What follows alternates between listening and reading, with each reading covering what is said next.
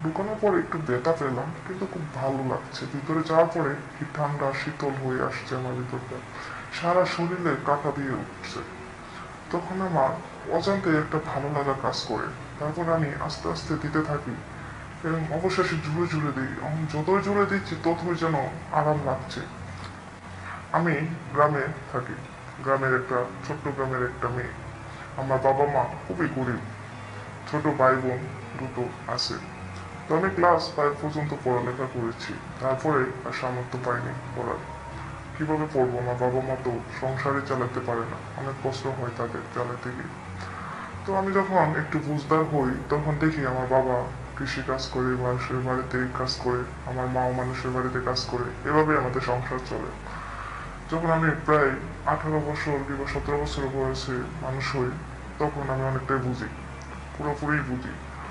তখন একদিন জানতে পারি যে বিদেশে নাকি মেয়েরা যায় কাজ করার জন্য। তো তখন আমি বুঝতাম না যে বিদেশটা কি, কখনো যায়নি, কখনো শুনিও নি। হঠাৎ করে শুনলাম। তোমার আম্মুর কাছে জিজ্ঞাসা করলাম যে মা, বিদেশে গিয়ে মানুষ কি করে, বিদেশ কি, দেখতে কেমন?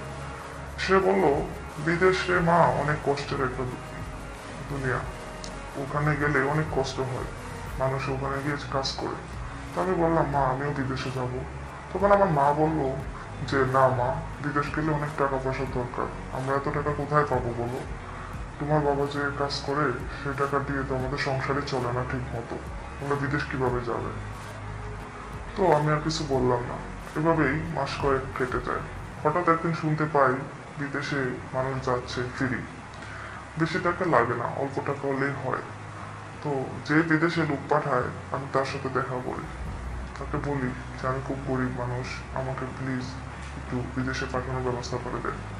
সে আমার আকুতি মিনতি শুনে খুবই মায়া হয় আমার প্রতি। তারপর সে বলল আচ্ছা ঠিক আছে, আমি তোমাকে বিদেশ পাঠানোর ব্যবস্থা করছি। তারপর সে অনেক কষ্ট করে কাঠ ফুরিয়ে আমাকে বিদেশ পাঠানোর ব্যবস্থা করে দিল। অবশেষে আমি বিদেশ চলেই আসলাম। আমি যেখানে এসেছি সেই বাসায় শুধু একটাই মহিলা, তার হাজবেন্ড নেই, সে একাই থাকে। ছোট দুটো বাচ্চা ছিল, তার বাবার বাড়িতে থাকে, সে এখানে একাই থাকে। সে একা থাকে বিদায় আমাকে কাজের জন্য এনেছে। তো আমি তার বাসায় কাজ করি, বাজার সজার যা লাগে সবই আমি করি, রান্না বান্না সবই আমি করি। তো প্রতিদিন যখন বাজারে যেতাম তখন আমার ম্যাডাম আমাকে বলতো, শোন, তোকে একটা কথা বলি। তখন আমি বলতাম জি ম্যাডাম বলেন। তো বলতো, বাজারে যাচ্ছিস, যা, সব বাজার করে তারপর আমার জন্য ভালো দেখে স্ট্রং, লম্বা মোটা দেখে দুটো শশা নিয়ে আসবি, যেন আঁকা বাঁকা না হয়, ফাটা চিরা না থাকে, খুব সফট থাকে, এটা নিয়ে আসবি। তখন আমি বললাম ঠিক আছে ম্যাডাম, আমি তাই নিয়ে আসবো। আমি বাজারে গিয়ে দেখে কমপক্ষে 1 হাত লম্বা, হ্যাঁ 1 হাতই হবে এরকম লম্বা একটা শশা নিলাম। পরবর্তীতে তার মতো আরেকটা নিলাম, নেওয়ার পর বাসায় নিয়ে আসলাম। আসার পরে ম্যাডামকে দিলাম। আমি রান্না করে গিয়ে দেখি শশাগুলো নেই।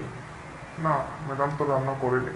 তো আমি বেশি মাথা ঘামালাম না। পরে আর একদিন, পরের দিনও আমাকে বলতেছে, আজকেও বাজারে যাচ্ছিস, আজকেও আমার জন্য দুটো শসা নিয়ে আসবি।